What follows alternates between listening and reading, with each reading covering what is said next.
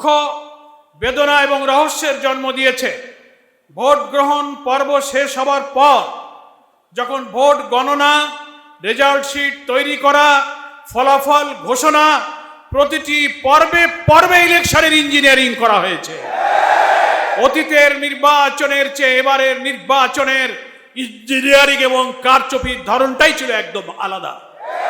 ওনারা ভেবেছিলেন জনগণ, ভোটাররা হয়তো বুঝতে পারবে না, ভোটাররা তো ভোট কেন্দ্রে গেল, ভোট তো দিল, কিন্তু কামটা কখন সারা যায়, দক্ষ ইঞ্জিনিয়াররা সেই ইঞ্জিনিয়ারিংটা ঠিক মতোই করেছে।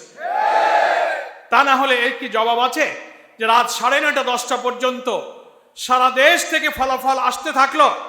11 দলীয় ঐক্যে জামাত ইসলামী সহ সারা দেশ থেকে একের পর এক 9:30 10টা পর্যন্ত বিভিন্ন আসনে বিপুল বিজয়ের খবর যখন আসতে থাকলো, মানুষ জন আকাঙ্ক্ষা হিসেবে অপেক্ষা করছিল সংখ্যাগরিষ্ঠ আসনে 11 দলীয় ঐক্য জামাত ইসলামী বিজয়ী হয়ে সরকার গঠনের মতো সংখ্যাগরিষ্ঠতা ইনশাআল্লাহ লাভ করবে।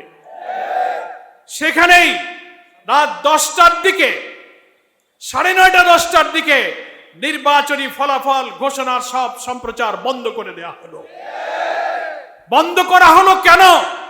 দীর্ঘ সময় বন্ধ করে দিয়ে এর মাঝখানে কি ইঞ্জিনিয়ারিং, কি রহস্য তৈরি করা হয়েছে, আর জামাত ইসলামী 11 দলীয় ঐক্যের বিজয়ের খবর আর আসে না। সব অল্প অল্প ভোটের ব্যবধানে তাদেরকে পরাজিত দেখানো হতে লাগলো। এটা বড় ইঞ্জিনিয়ারিং।